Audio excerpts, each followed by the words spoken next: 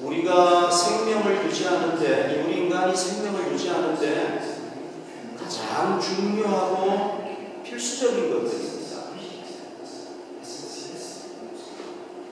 본문에서 예수님께서는 그 의식주에 대해서 우리에게 말씀을 해주고 계십니다. 성경 말씀을 봅시다. 주님께서는 33절에 이렇게 얘기를 합니다. 그런즉 너희는 먼저 그의 나라와 그의 의를 구하라. 그리하면 이 모든 것을 너희에게 더하시리라. 우리가 익히 너무 잘 알고 있는 말씀이죠. 여기서 우리 그리스도인의 삶의 가치관을 발견할 수가 있습니다. 우리는 먼저 하나님의 통치를 받고 하나님이 기뻐하시는 일을 행할 때 우리의 영적인 필요, 육적인 모든 필요를 공급받게 된다는 거예요. 그것이 주님께서 우리에게 말씀하십니다. 그 다음 말씀도 볼까요? 34절에 보면 그러므로 내일 일을 위하여 염려하지 말라. 우리는 의식주 때문에 내일에 필요한 의식주 때문에 우리가 염려하고 근심하게 되잖아요. 그런데 주님께서는 내일의 의식주를 위해서 염려하지 마라.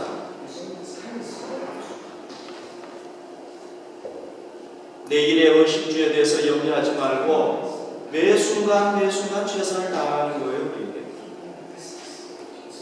여러분, 만약에 우리가요 내일에 대한 의식주에 대해서 염려만 하지 않는다고 해도 우리는 지금보다 훨씬 더 행복하게 살 수 있어요. 여기서 염려하지 말라고 얘기하잖아요. 내일 일은 내일이 염려할 것이요. 오늘 본문에 보면요, 염려하지 말라는 말이 많이 나와요. 의식주 때문에 염려하지 말라. 우리 삶의 가장 중요한 게 의식주인데, 여기서 염려하지 말라는 얘기는 무슨 얘기냐면요, 마음을 찢어가지고 아프게 하지 말라는 얘기예요. 여러분, 염려와 근심의 속성이 뭔가를 잘 얘기해주고 있죠. 염려와 근심은요, 우리 마음을 막 찢어요. 그래서 아프게 해요. 염려와 근심. 그런데 여러분, 우리는 의식주를 해결해야 된다는 이 절대적인 과제 앞에 굴복할 때가 많아요. 그래서 그 의식주 때문에 당황하고 때로는 막 어떻게 해야 될지 모를 때가 있다는 거죠.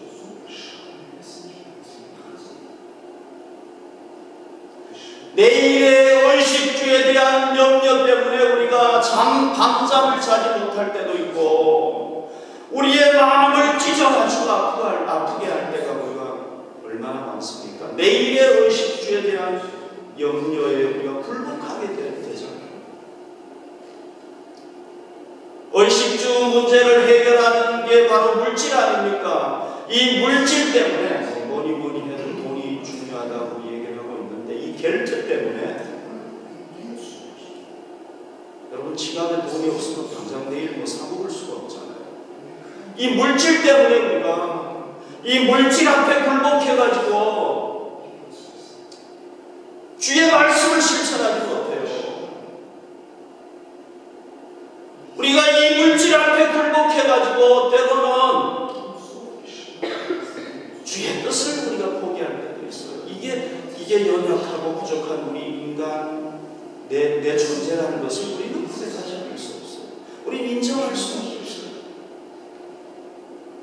저도 인정하고요.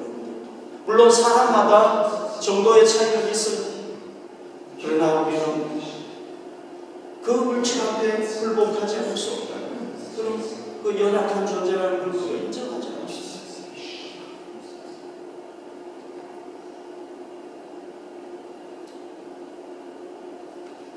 여러분, 우리가 왜 이 의식주를 해결해 주는 물질에 굴복해가지고 하나 주의 뜻을 실천하지 못합니다.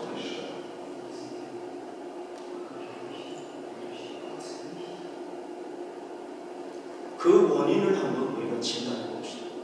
그 원인이 도대체 무엇입니까? 저는 그 원인을요, 우리가 깨닫지 못하기 때문이다. 깨닫지 못합니다. 우리가 못 깨닫기 때문에. 여기 하나님 말씀을 봅시다.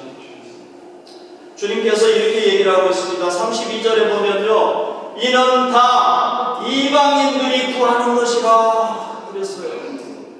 자, 여러분, 여기서 이방인이라는 건 뭘 얘기합니까? 하나님을 믿지 않는 사람, 하나님이 없다고 부인하는 사람들을 얘기하는 거예요. 이 이방인들은요, 하나님을 믿지 않습니다. 하나님이 없다고 생각하기 때문에 하나님의 뜻을 실천할 수도 없어요. 하나님의 뜻이 뭔지도 모르는데 뭐. 그러면은 뭐가 중요하게 됩니까? 이 세상에 보이는 삶이 중요하게 되는 거예요. 그리고 이 세상에서 가장 중요한 게 뭡니까? 명예도 중요하고 권세도 중요하고 하지만 역시 그래도 이 모든 것을 다 가질 수 있는 물질이 중요하지 않습니까, 여러분? 현대 사회는 물질이 점점 더 중요한 사회가 되어가지 않습니까? 그러니까 세상 사람들이 다 소중하게 여기는 이 물질에, 여러분, 물질이 최고의 목표가 되는 거고 거기에 생명을 볼 수밖에 없단 말이죠. 여러분들은 언제부터 신앙생활을 했는지 모르지만 저는 모태신앙이 아니에요. 그래서 하나님을 믿기 전에 삶을 제가 알아요. 저희 부모님들이 어떻게 살았는지 알아요.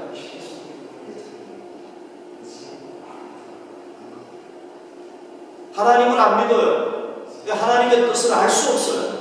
제가 믿기 전에. 그러면 뭐가 최고냐? 역시 세상이 보이는 게 최고예요. 보이는 세상에서는 뭐가 최고냐? 당장 돈 없으면 의식주가 최고예요. 그래서 제가 중학교를 들어가도 뭐를 생각하고 들어가느냐? 의식주. 내가 어떻게 앞으로 이 의식주를 해결하게 될 것인가. 고등학교를 들어가도 마찬가지예요. 어떻게 하면 내가 이 의식주, 내가 평생 잘 먹고 잘 살 수 있는 길을 찾을 수 있을 것이, 그거 생각하는 거예요.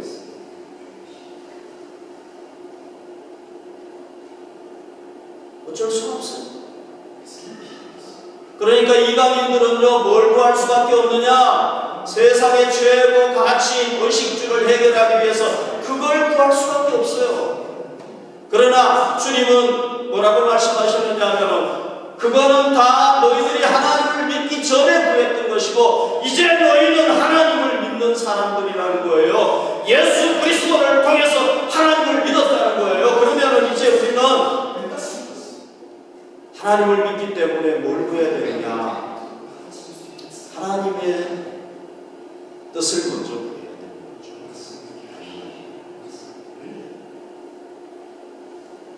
그리고 전에는 내일에 대해서 이 의식주 문제 때문에 염려했다면 이제는 하나님의 자녀이기 때문에 염려하지 않습니다. 이게 우리 그리스도입니다.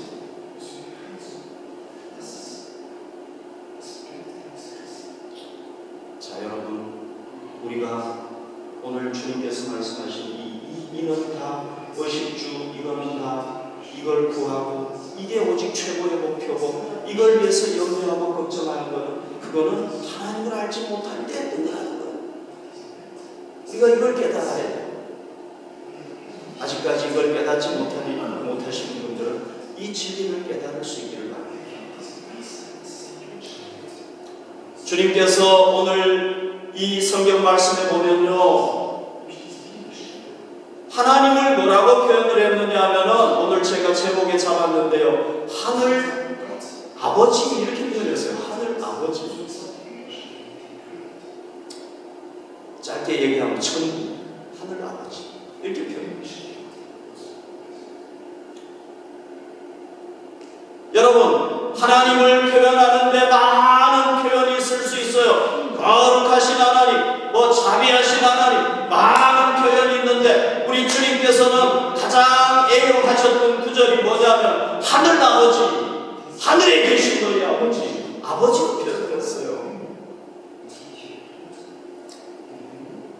왜 아버지로 표현했겠습니까? 아버지가 의미하는 게 뭐겠습니까?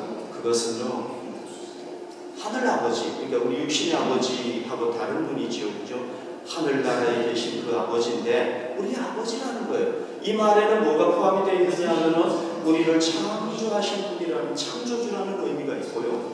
그 다음에 여러분, 아버지가 뭐 하는 존재입니까? 좀 아버지가 좀 불쌍하기는 하죠, 그죠? 가족들을 위해서 뭐 합니까? 밖에 나가가지고 계속 돈 벌어가지고 누구 먹여 살리는 겁니까?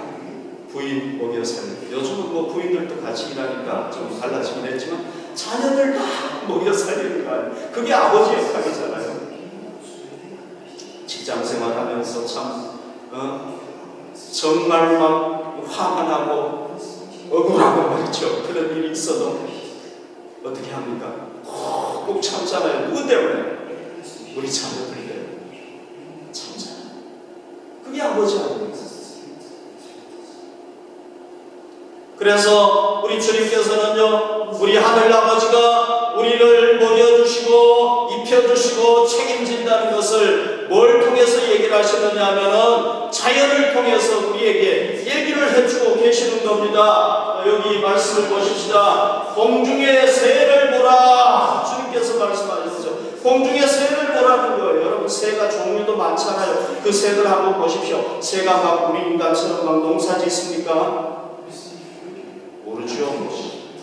앞으로 진짜 몇천 년 지나가지고 새가 진화되면 그럴 수도 있을지도 모르겠는데, 아무튼 새가 농사 안 짓잖아요. 새가 무슨 창고 만들어가지고 말이죠, 거기다가 10년 먹을 거, 20년 먹을 거 저장합니까? 안 하잖아요. 심지도 않고 거두지도 않고 창고에 모아 들이지도 아니하되 너희 하늘 아버지께서 기르신다 그랬잖아요. 하나님께서 다 먹이시고 그 다음에 마시게 하시고 식주를 다 해결하십니다.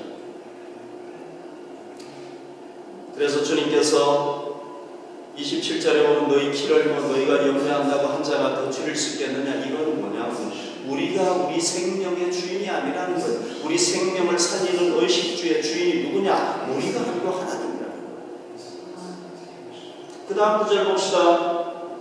28절에 보면요, 주님께서는 너무너무 쉽게 우리에게 설명하죠. 또 너희가 어찌 의복을 위하여 염려하느냐. 여러분, 우리는 먹을 것 때문에, 먹을 것, 입을 것 때문에 염려해요. 어찌하여 의복을 염려하느냐. 들의 백합화가 어떻게 자라는가 생각하여보라.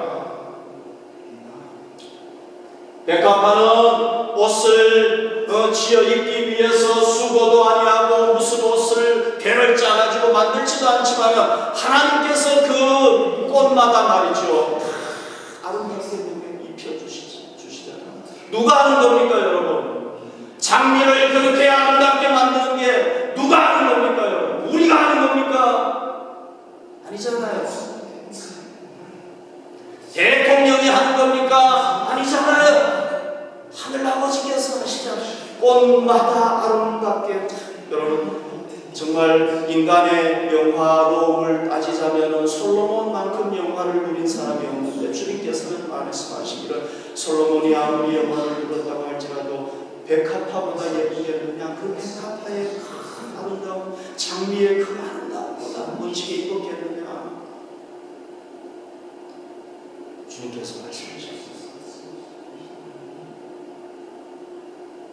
그런데 주님께서 말씀하시는 게 뭡니까? 하나님께서 이렇게 새도 먹이시고 하나님께서 이렇게 꽃도 입히시는데 너희는 얼마나 더 귀중한 존재냐는 거예요. 하나님의 형상대로 만들어진 우리는 얼마나 소중한 존재예요. 너희가 꽃하고 비교하겠느냐? 너희가 저 공중에 날아다니는 새들하고 비교가 되겠느냐? 너희들은 하나님 앞에서 얼마나 더 귀한 존재냐? 너희들을 내가 먹이지 않겠느냐? 의를 내가 입히지 않겠느냐. 주님께서 말씀하시는 거예요.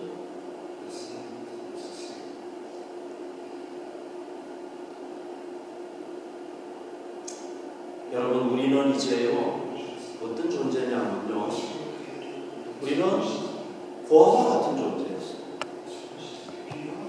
자기가 모든 일을 해가지고 벌어가지고 다 자기가 먹어야 되는 존재였단 말이죠. 그런데 어느 날 그 고아가 어떻게 된 거예요?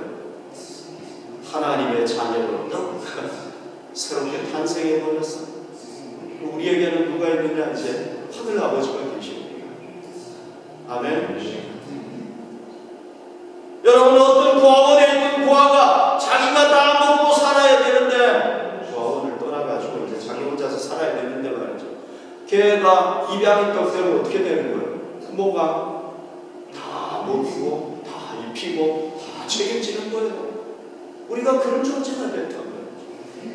그러니까 우리는 뭐 해야 되느냐? 이제는 먼저 내가 어떻게 하면 우리 아버지를 기쁘게 할 수 있을 것인가? 내가 어떻게 하면 우리 하나님의 뜻을 생각할 수 있을까? 그게 첫째가 돼야 된다는 거예요. 의식주를 뭐 전혀 구하지 말라는 건 아니에요. 우리가 먼저 해야 될 게 뭐냐? 그게 먼저 돼야 된다는 거예요. 그리고 그것 때문에 전에는 내가 다 해야 되니까 염려하고 근심했고, 그렇지만 이제는 내 아버지가 계시니까 염려하지 마.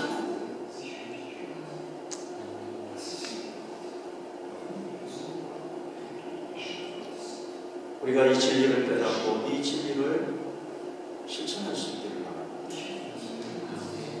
자, 그러면요, 우리가 이제 나는 이방인이 아니고 나는 이제 하나님이 내 아버지고 내가 하나님의 자녀가 되기 때문에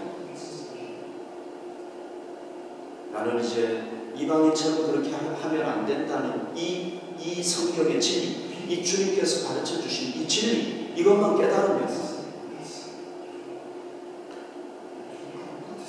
이 주의 말씀을 실천할 수 있습니까? 이걸 깨달으면 실천할 수 있습니까? 실천할 수 있기도 해요. 그러나 이것만 가지고는 부족해요.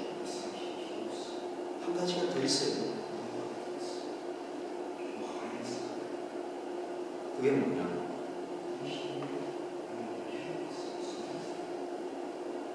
하나님께서 진정으로 살아계셔서 나의 의식주를 해결하신다는 살아계신 하나님을 믿어야 돼요.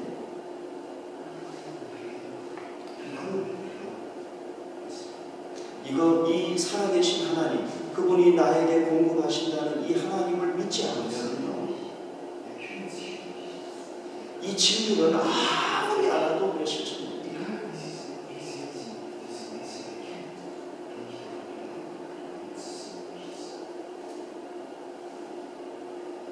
이 진리를 깨닫고 실천할 수는 있어요. 그러나 금방 포기할 수는 없어요.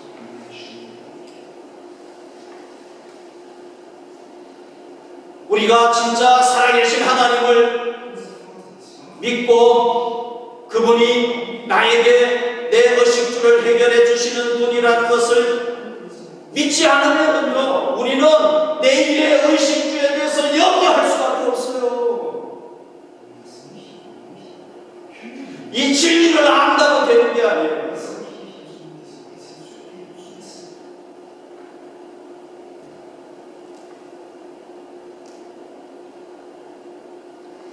그 살아계신 하나님을 믿어야 되는 거예요.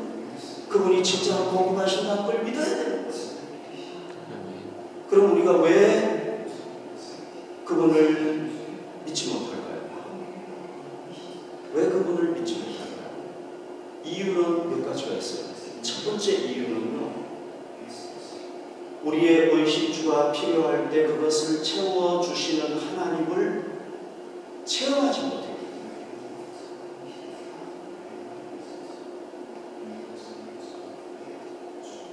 체험하지 못하니까 어떤 신앙이냐? 지식적인 신앙. 머리로는 알아. 그런데 의식주 문제가 딱 닥치면은 이 지식적인 거 가지고는 안 되는 거예요.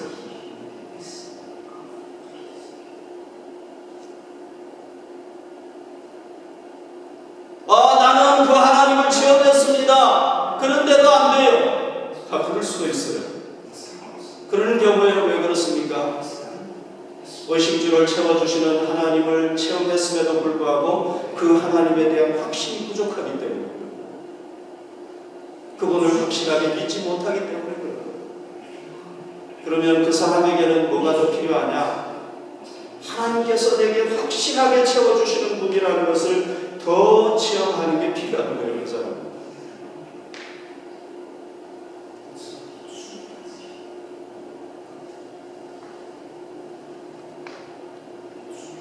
그러면 여러분, 우리가 이 주님의 말씀을 실천하는 게 중요하잖아요.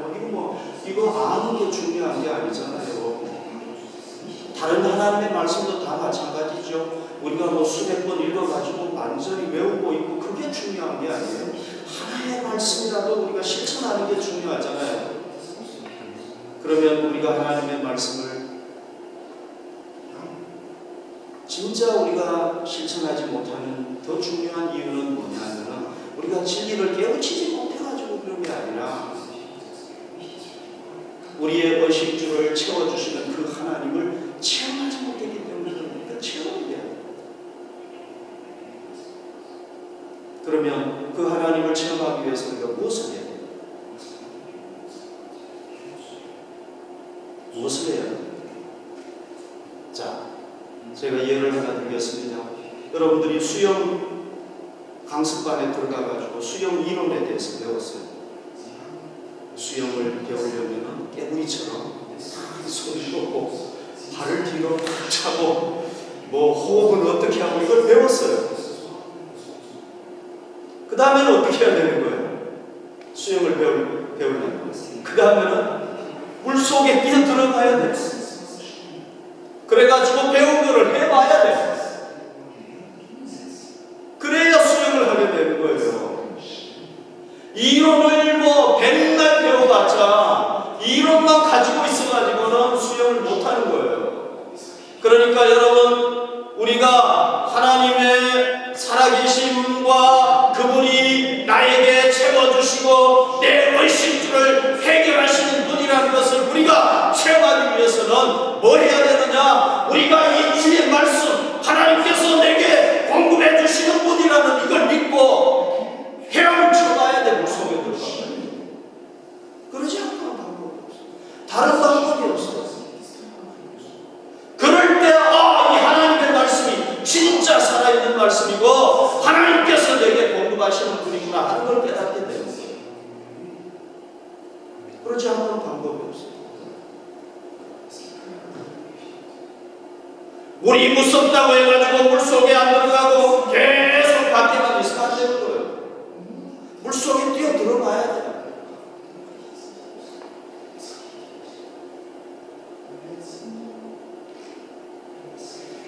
내일의 염려가 몰려올 때 나는 하나님을 믿습니다.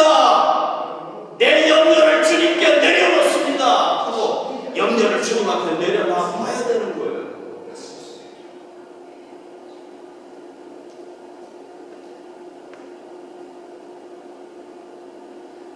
지난주에 취일이라는 형제가 예배에 왔었잖아요.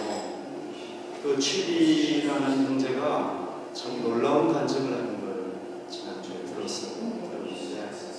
여러분들하고 참 나누면 좋겠다 싶어서 그 간증을 좀 나누기를 원하는데요. 여기 그 취일에 대해서 모르는 분들이 있으니까 제가 좀 전 역사를 좀 얘기를 해도 좀 양해해 주시기를 바랍니다. 이 친구가요, 들은 지 오래돼가지고 제가 좀 기억이 잘 안 나는데 8살 땐가 무슨 9살 땐가요 영안이 열렸어요. 그래가지고 막 천사들이 막 오르락내리락 하는 거를 보고요, 막 이 영적인 세계를 막 보고 2년 동안 굉장히 어렸을 때 놀라운 하나님의 역사를 체험했죠. 그런데 2년이 딱 지나갔는데요, 그게 딱 끊어져 버리는 거예요. 그런데 그런 막 엄청난 은혜를 누리다가 그게 딱 끊어져 버리니까 갈급함이 생기는 거예요. 그래서 하나님 다시 좀 열어주세요, 다시 보여주세요. 안 되는 거예요. 그래? 그러면 하나님, 내가 완전히 타락할 테니 하면 이제 열어주시겠죠. 내가 완전히 타락하겠습니다. 그렇다고 타락하기 시작을 했는데 독일에서도 타락하다가 안 되니까 저 미국 라스베가스에 가가지고 타락하기 시작을 했는데요. 이 친구 별명이 뭐냐면 파티의 왕이에요. 파티의 왕. The King of Party. 파티의 왕. 그 정도로 끝내주고 배웠어요. 그런데 하나님께서 그래도 그를 죽을 뻔했는데 그 믿음의 친구를 통해서 살려주시고 해가지고 깨닫고 독일에 왔는 거예요. 왔는데 귀신이 이 친구를 계속 누르는 거예요. 교회 나가려고 하면 못 나가게 하고. 이 친구는 워낙 영적으로 그 어렸을 때부터 그걸 경험하다 보니까요, 귀신이 막 보이는 거예요. 자기를 막 누르는 거예요. 그러다가 어디에 나왔느냐면 우리 GYVG 청년들 모이는 데 나왔고요. 3년 전에 한국에 같이 비전 여행을 가게 됐어요. 그런데 하나님께서 저를 통해서 그 친구가 자기 죄가 무엇인지를 깨닫게 하시고 철저하게 회개하고, 우리 그 같이 갔던 친구들은 아는데요. 이 친구가 막 얼마나 꺼이꺼이 울면서 회개했는가 몰라요. 그 숙소에 있는데 완전히 하나님 앞에 회개하고 돌아왔어요. 거기서.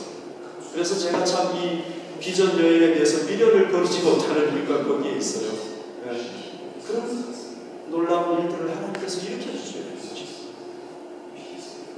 올여름에도 우리가 갈 것입니다만 하나님께서 또 어떤 역사를 일으켜 주실지 기대가 되는데, 그런데 하나님께서 또 제 아내를 통해서 뭐라고 얘기를 했냐면은, 너가 완전히 돌아왔지만은 너는 또다시 크게 타락을 할 거다.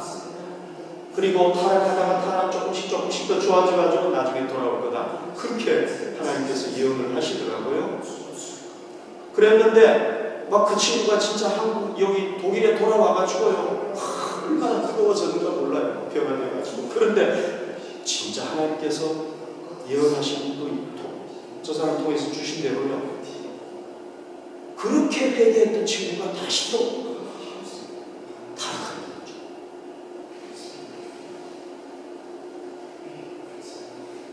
아이고, 타락하니까요, 뭐 여자친구와 관계가 막 엉망이 되고요.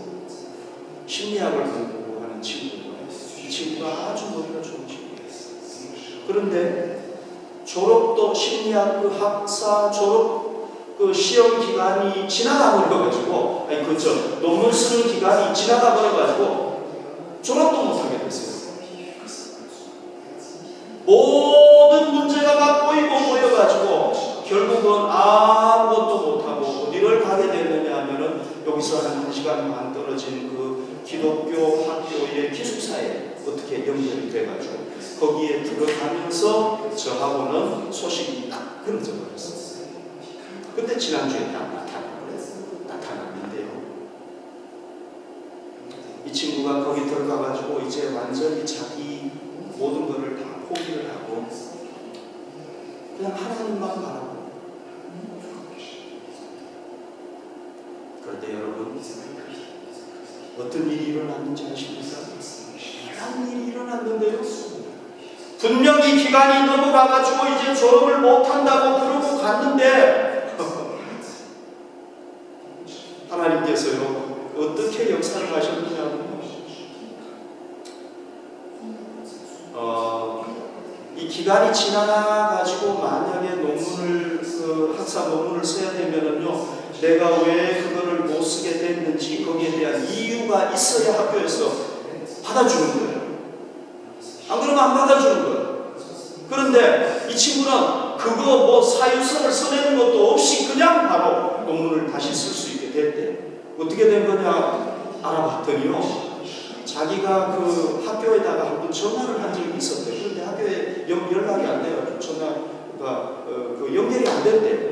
그런데 어떻게 된 건지 아무튼 학교에서 그 사실을 알고 우리가 전화를 못 받아가지고 너가 이렇게 돼서 우리가 미안하다 그러면서 그냥 사유서도 안 받고 그냥 논문을 쓰라고 허락을 해줘가지고 다시 논문을 쓰게 됐대요. 여러분, 저는 이거 하나님의 역사라고 믿습니다. 그런데 또 문제가 생겼어요. 논문을 쓰려고 하니까 그 학기에 400유로 돈을 내야 되는 거예요. 400유로. 그런데 이 친구는요, 400유로가 아니라 돈을 막 여기저기 빚을 져가지고 빚 갚지도 못하는데 그 400유로가 어디 있겠습니까? 그래서 하나님 앞에 기도했대요. 하나님, 나를 이렇게 마지막 논문을 쓸 수 있도록 하나님께서 이렇게 다 도와주셨는데, 그렇다면은 나에게 이 400유로도 허락해 주셔가지고 내가 논문을 쓸 수 있게 해주십시오. 나는 돈이 없습니다. 아무것도 없어요. 그리고 하나님만 의지하고 하나님만 바라보고 하나님만 때문에 참 이런 미련한 친구가 어디 있습니까? 나 같으면 막 돈을 좀 빌리려고 막 다니고 막 그랬을 것 같아요. 그런 기회가 주어졌는데. 근데 뭐 독일에서는 사실 돈 빌리는 것도 쉽지 않고요. 나중에 알고 봤더니 돈을 얼마를 빚을 졌는데 200유로 빚을 졌대요. 독일에서는 뭐 이렇게 빚진다고 생각하면 막 몇백만 원 빚지는 게 아니에요. 사실 그런 것도 큰 빚이에요. 여기서 400유로가 하나 빚도 저거니까 등록금이니까 뭐 그거 안 받는데도 많잖아요. 여기 헤센에는 안 받아요. 그것도 없어요. 그런데 여러분, 그게 작년 6월 말까지 그게 딱 와야 되는 거예요. 그런데 이 친구는 미련하게도 그냥 하나님 앞에 기도만 하고 있었대요. 하나님 채워주실 줄 믿습니다. 그렇다고 기도만 하고 있었는데 6월 28일 날 자기가 은행에 가가지고 그 계좌 그 명세서 있잖아요. 콘토 아웃수축을 딱 뽑아봤는데 놀랍게도요, 돈이 600유로 딱 들어왔대요. 그래가지고 이게 도대체 뭔가 싶어가지고 봤더니요, 보험회사에서 자기한테 뭐 돈을 보내줘야 될 게 있었대요. 그런데 그게 6월 28일 날 딱 들어왔어요. 할렐루야. 그래가지고 학비 400유로 내고 뭐 빚진 거 뭐 100몇 유로 된 거 다 갚고 5유로 딱 줬어요. 그리고 여러분, 1점으로 논문 써가지고 졸업하고, 또 얘기 들어보니까 하나님께서 얼마나 놀랍게 역사하셨는지, 작년 10월 달에는 그 헤어져가지고 이제는 끝이라고 생각했던 그 여자친구와 약속을 해가지고 나한테 막 사진 찍은 거 막 보여주더라고요. 자기들 이제 결혼할 거라고. 그리고 더 놀라운 건 하나님께서 졸업하자마자 직장까지 다 주셔요.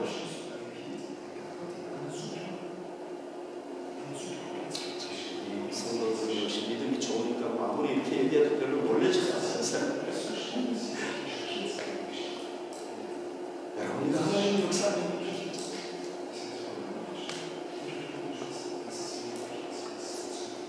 하나님께서 그렇게 하신 줄로 믿습니다. 자, 여러분, 우리 삶의 의식주 때문에 문제가 생겼습니까? 내일의 의식주 때문에 우리가 정말 당혹스럽고 어떻게 해야 될지 모릅니까? 여러분, 이럴 때 우리가 하나님을 믿어보십시오. 말은 또 아무도 안 해요. 하나님께서 우리에게 채워주시는 분이라고 약속을 했으니까, 하나님, 나는 하나님을 믿습니다. 내가 그 전에 하나님을 믿기 전에는 이런 경우에 막 나가서, 물론 여러분 그렇다고 해서 우리가 해야 될 걸 하지 말라는 것은 아니에요. 성경이 그런 얘기는 아니에요. 우리가 하나님 믿기 전에는 그냥 그것에 내 생명을 걸었지만, 이제는 우리가 하나님을 더 의지하고 더 믿고 그분의 뜻을 구하고 말이죠. 수단 방법 안 가리고 했지만, 이제는 그러지 말고 하나님의 뜻에 따라서 해야 된다는 얘기예요. 그리고 이제는 우리 아버지가 생겼으니까 아버지를 더 의지하고,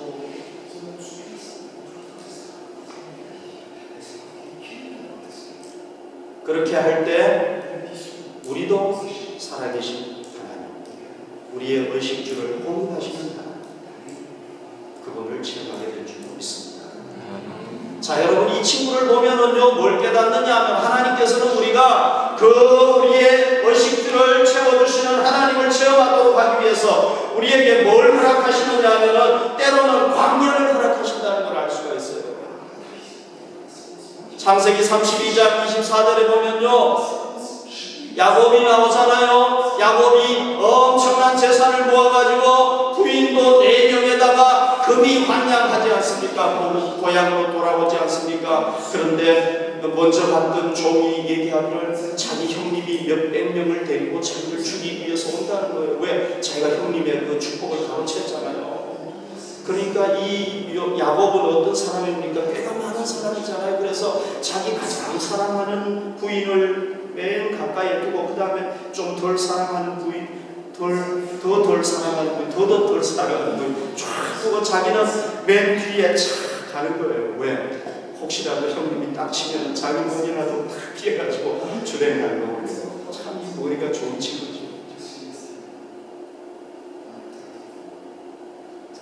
그리고 이제 자기 가족들을 다 야복강을 건너보내고 자기가 남았는데 밤에 하나님이 나타나십니다. 그래서 하나님은 그 붙잡고 시험을 하는데 하나님께서 어디를 치셨느냐, 이 엉덩이 뼈를 확 훔치니까 그냥 주저앉아 버렸어요. 다리를 못 쓰게 되어버린 거예요. 여러분 어떻게 됩니까? 다리 못 쓰게 되어버린 거예요. 맨 뒤에서 말이죠. 혹시라도 가족들도 다 죽고 종들도 다 죽고 도망치려고 했는데 어떻게 되는 거예요? 그때 야곱은 하나님을 붙잡고 씨름합니다. 하나님 내게 축복해 주십시오. 나 지금 죽게 생겼는데 축복해 주시지 않아요. 하나님께서 알았다. 내가 너를 축복해 주겠다. 그리고는 이스라엘이라는 이름을 주시지 않습니까? 그리고 야곱이 다리를 쩔룩쩔룩 절면서 어디로 가느냐, 맨 앞에 가는 거예요. 형님을 맞이합니다. 다 해결이 돼요. 하나님께서 해결했죠. 여러분, 우리가 살아계신 하나님, 우리의 의식주를 채워주시는 하나님을 체험하려면 풍족한 중에 체험할 수가 없어요. 의식주가 항상 풍족한데 어떻게 체험을 하겠습니까, 여러분? 하나님께서는 우리가 그 채워주시는 하나님을 체험하도록 하기 위해서 때로는 어디에 집어넣느냐? 의식주가 부족한 광야에 집어넣는 거예요. 하나님만 의지하지 않으면 안 되는 거기에 집어넣는단 말이죠. 형이 오는데 여러분 형을 피해야 되는데 하나님께서 이 엉덩이 뼈를 쳐가지고 도망도 못 가니까 어떻게 해요? 누구밖에 의지하지 못하고 하나님밖에 의지하지 못해요.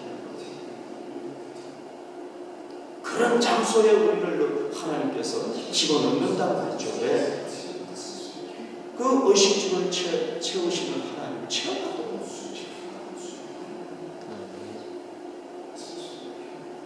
그러니까 여러분들에게 하나님께서 그런 광야를 허락하시면 여러분 피하지 마시기 바랍니다.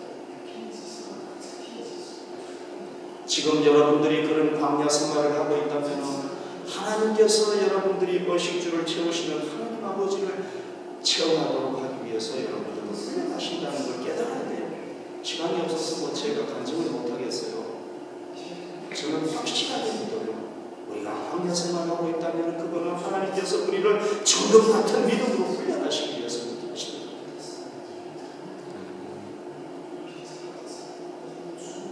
여러분, 하나님께서는요, 우리를 어떤 존재로 만들었냐? 완전한 존재로 만들죠. 우리 능력으로 다 할 수 있는 존재로 만들지 않았어요. 그래서 우리에게는 반드시 뭐가 필요하냐?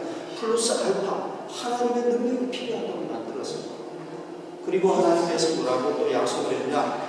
완전하게 만들지도 않고 너희들이 알아서 해라는 게 아니라 너희들 나를 믿고 나의 통치를 받고 내 뜻을 실천하며 살면은 내일 걱정 안 하고 내가 다 해주겠다. 약속을 하시는 거죠. 아멘. 여러분, 우리 하나님이 얼마나 놀라운 분인가. 우리는요, 하나님을 너무 무시해요. 우리 하나님은 거룩한 하나님이고 전능하신 하나님이라고 얘기하면서도 우리는 전능하지 못한 하나님으로 믿어요. 힘든 상황이 닥쳐오고 의식주가 해결되지 못할 상황이 닥쳐오고 우리 전능하신 하나님을 못 믿어.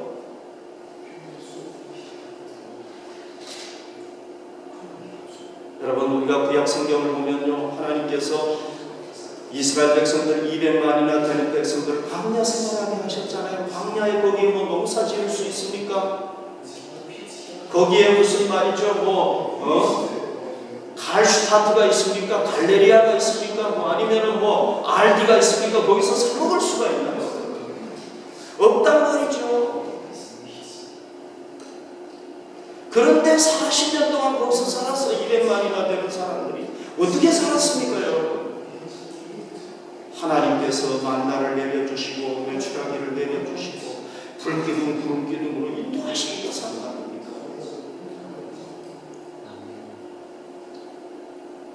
예수님이 13년 동안 공생애 하는 동안에 낮에는 막 일하고 밤에는 나가서 전도하고 그랬습니까? 아니잖아요. 3년 공생애 동안에 예수님이 일하지 않았어요. 그전에는 목수일 했죠. 가족을 위해서. 그러나 공생애 딱 들어서고는 일하지 않았어요. 그것도 자기 홀몸이었으면은요, 어떻게든지 해볼 수 있어요. 12명의 제자들하고 같이 살았어요. 그런데 3년 동안 다 공급해 주셨어요. 여러분, 이 주님께서, 어떤 주님께서 이 말씀을 하신 거예요? 네? 오병이어의 기적을 일으키신 주님께서 말씀하고 계십니다. 자, 여러분, 원래 우리가 이 귀한 말씀, 이게 기독교의 핵심적인 말씀이죠. 먼저 그 나라와 교회를 구하면 다 주시겠다는 이 기독교의 가장 중요한 가치관, 이거를 우리가 한번 원래 실천해 봅시다.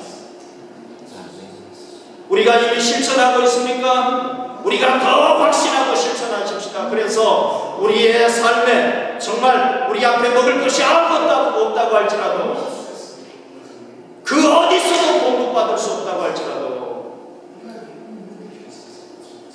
하나님께서 공급하신 것을 믿을 수 있는, 공급하신 것을 믿고 기도할 수, 의지할 수 있는 이런 예수 그리스도와 믿음의 사람으로 우리가 자라가십시다. 여러분, 앞으로 바뀔 시대가 올 수 있습니다. 성경에 보면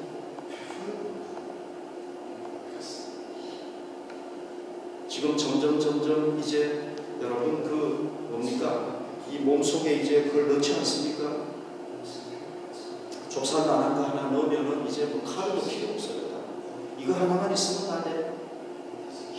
그러면은 또 무슨 얘기냐? 온 세계 사람들이 다 통제받을 수 있다. 그러면 그때 우리 어떻게 살래요? 수많은 믿음의 사람들이 넘어지겠죠. 저도 넘어질지도 모르죠. 그런 박해의 시대가 올 때, 여러분, 산속으로 도망가고 들로 도망갈 때 우리 어떻게 살래요? 그러나 우리가 철저한 믿음으로 무장하고 있으면 하나님 채워주실 것을 믿는다면 가능할 수 있단 말이죠. 우리 내일부터 그런 훈련을 하십시오.